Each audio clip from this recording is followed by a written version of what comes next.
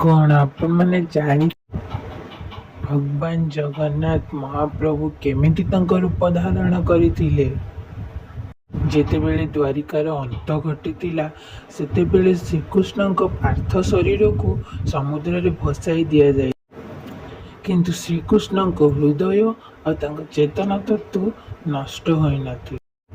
भगवान श्रीकृष्णଙ୍କର आत्मा गोटे काठरे प्रकट होइथिला और ताहा भासी भासी जाई पूरी समुद्र कूल पहुंची थिला। सेतेबेले भगवान श्रीकृष्ण राजा इंद्रद्युम्न स्वप्न रे आसीथिले आउ कहिथिले ये कौनसी सामान्य काठ नुहे, यह मोर पार्थ शरीर अटे आउ एथिरु तुम मोर प्रतिमूर्ति गढ़ा आरंभ कर।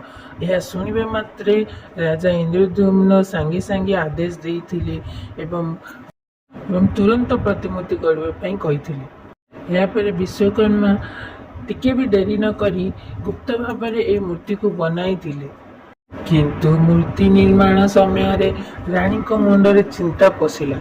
से द्वार खोलीदेली सेतेबेले मूर्ति अधा निर्माण होइथिला, गोड़ हाथ तैयारी होई नथिला। सेतेबेले आकाशवाणी हैला एहा ही होउची भगवानकर विराट रूप, एहा ही जगन्नाथଙ୍କ स्वरूप अटे। तापरे राजा भगवान दिव्य रूप को नहीं मंदिर रे प्रतिष्ठा करिले, जहाँ भगवान श्रीकृष्ण दिव्य रूप एक केंद्र अटे, जहाँ जगन्नाथ प्रभु रूप रे आज भी देखा। एहीपरि भाव जगन्नाथ प्रभु तांको रूप धारण करथिले। अधर्मर विनाश और सत्यर प्रचार पाई प्रभु रथरे सवार होई भक्तों हृदय को आसी था दुख दूर करने। जय जगन्नाथ।